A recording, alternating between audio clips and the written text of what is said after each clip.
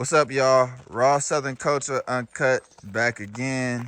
Here with the renowned photographer. I know if that's the right word.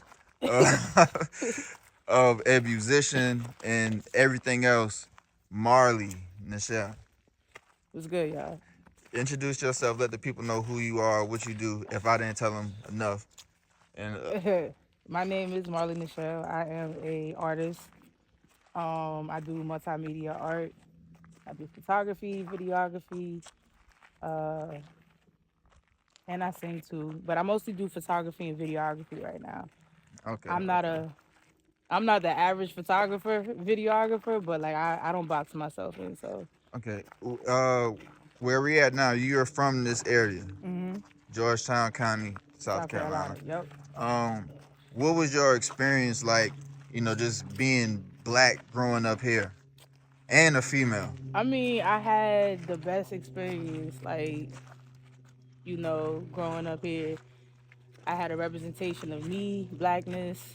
I saw a lot of myself. I had communities bigger than Choppy, because I'm from Choppy. I went to school with people from Oatland, Dunbar, Browns Ferry, Plantersville, um, PD. So it's like very community oriented here. Versus to me leaving here, what I had growing up was black culture. I had HBCU life. Okay, Um, where did you move I to? moved to Charlottesville, Virginia in 2015. And then that's when I got culture shocked into a world of just like whiteness. And which was different, having being in a place where you not minimized and coming from a place where you were a majority, it was a big transition.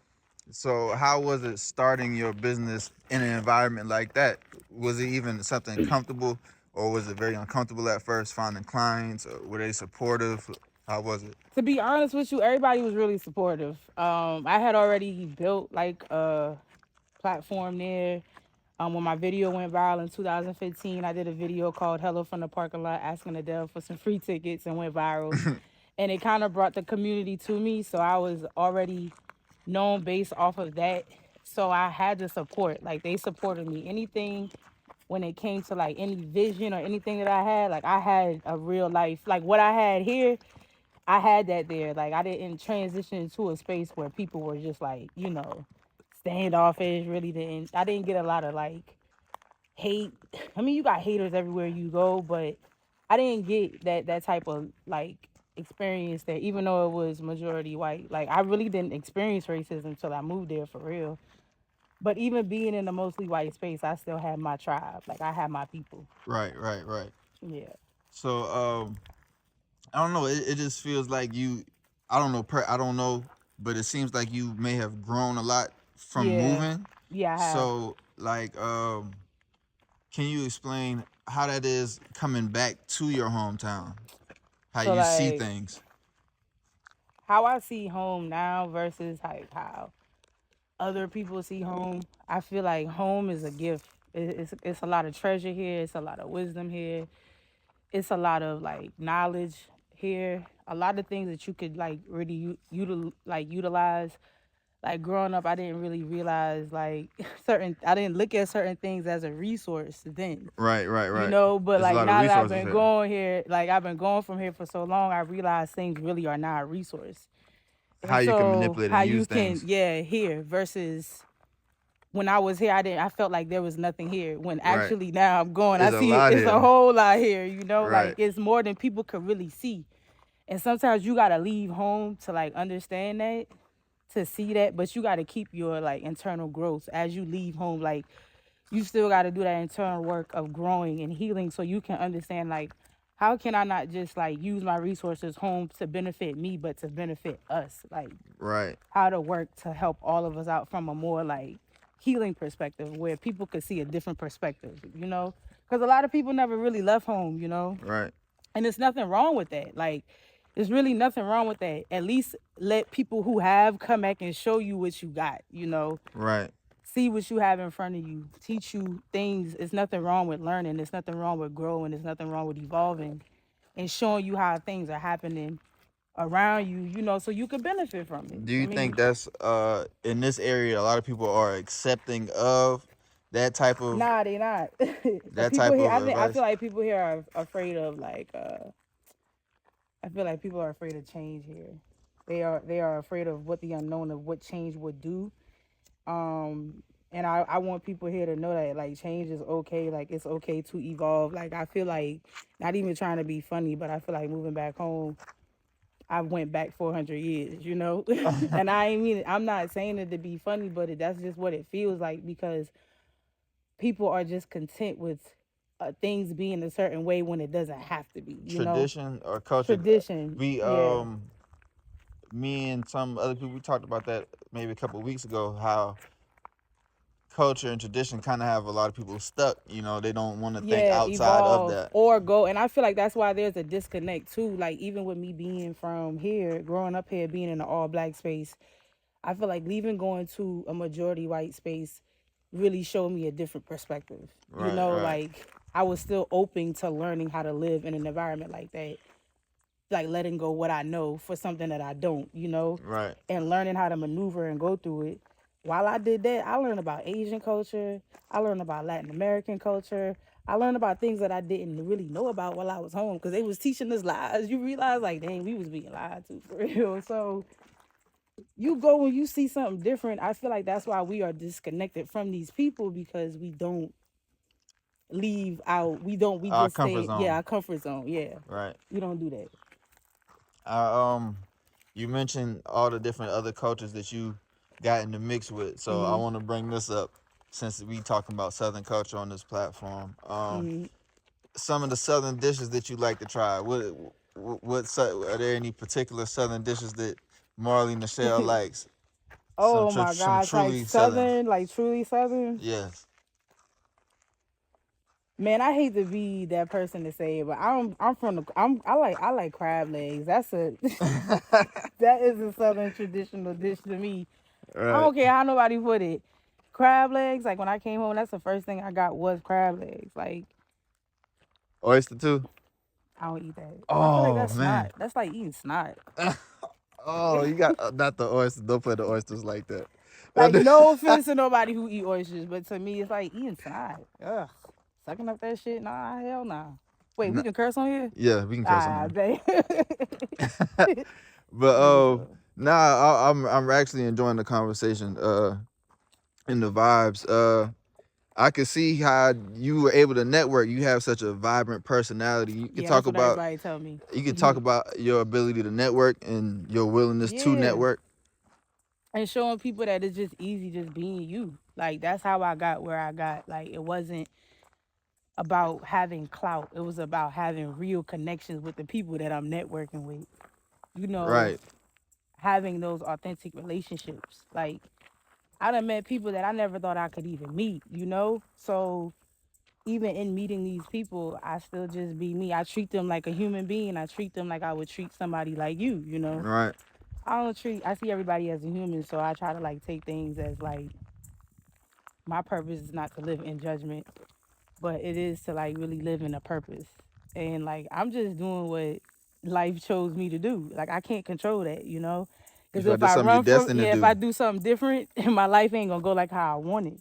Right. And so I start realizing when I start doing what life wants me to do, it starts, you just be you. And you just let life lead you to be you, you be you.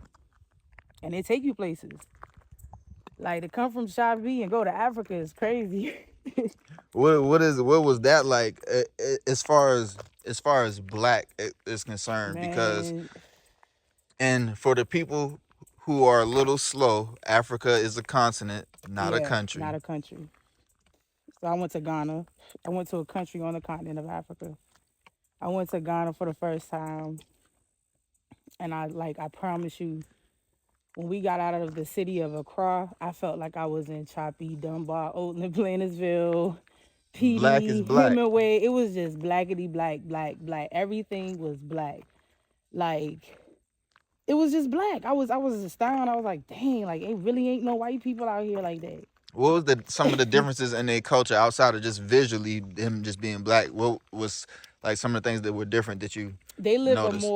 They don't live as westernized as we do.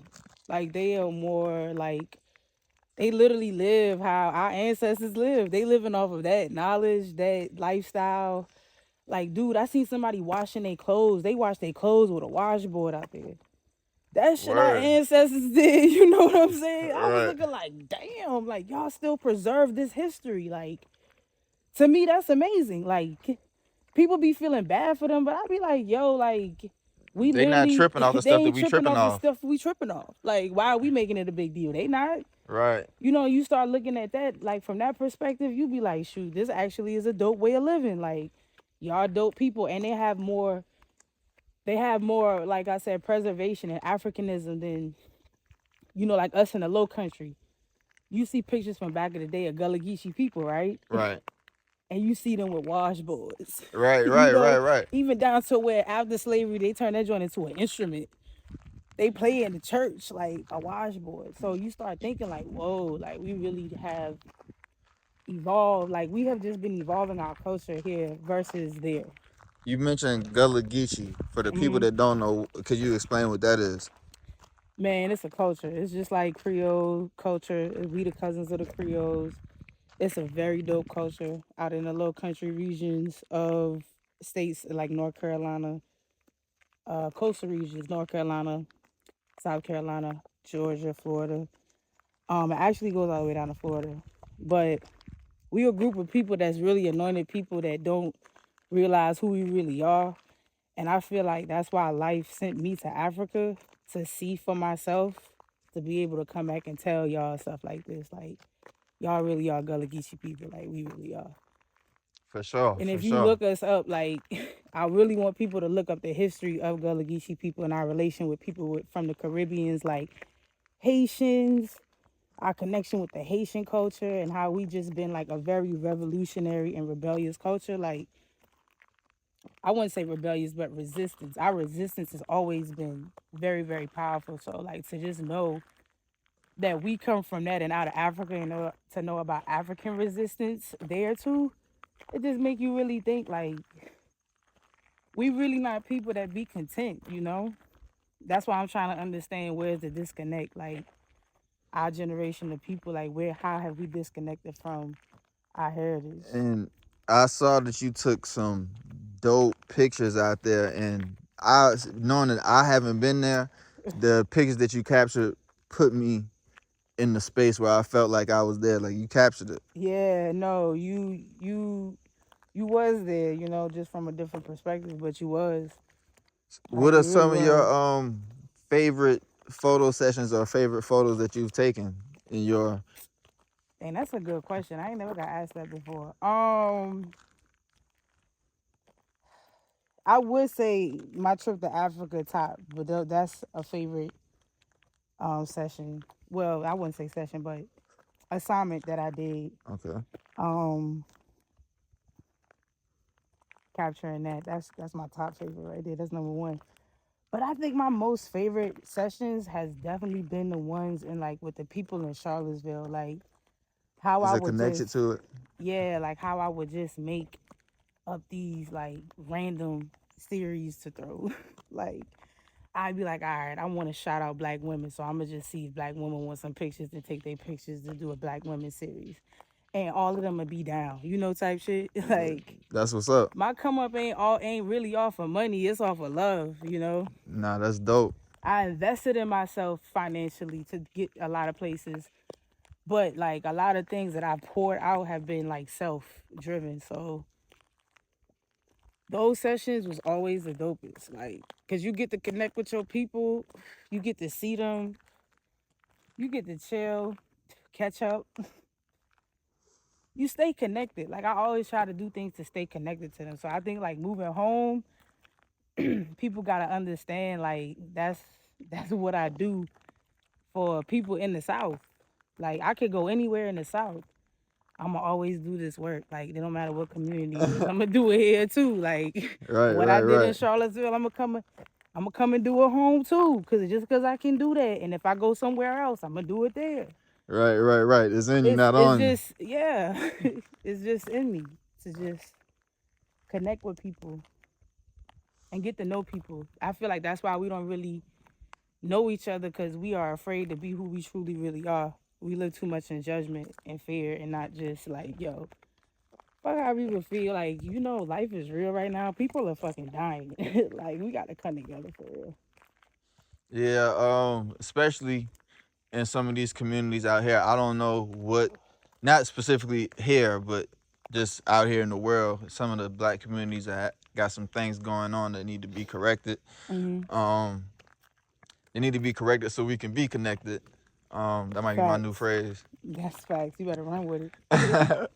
Because, like you said, that connection, I don't know what it is. Maybe it's, I don't know. I don't know. Maybe AI figure that out someday. And we do not want a computer figuring us out. You know what I'm saying? Like, be realistic here. We don't want a computer figuring us out. We gotta figure this out before that. We gotta figure us out before that, exactly. So we can be able to stick together, be able to show up. It's all just, I get, a lot of people don't really understand, like, a lot of people's life is based on where they are in their own healing journey. And I think, while the veil is really, really thin in life right now, people not really seeing like, oh, like, we really gotta stick together. For sure, for sure. One day AI, computers, robots could be really like running us, telling us what to do. I Which can't would be live like crazy. that. Which We would got to be be able to crazy. go up against the robots. That's all I'm saying. We got to be able to go up against these niggas. Hey, I wish we could talk for 30 hours straight, but unfortunately we gotta go. But is there anything you want to say to the viewers before we go? Man, one love. Let's get together and feel all right. That's all I got to say. One love.